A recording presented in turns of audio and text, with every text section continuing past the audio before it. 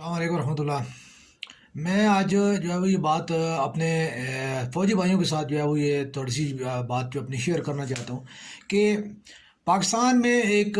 یعنی ہمارا جو بچپن تھا، جو ہم نے اپنے اس میں دیکھا بچپن میں، تو فوج کی بڑی ایک رسپیکٹ اور ایک بڑا آنر ہوا کرتا تھا،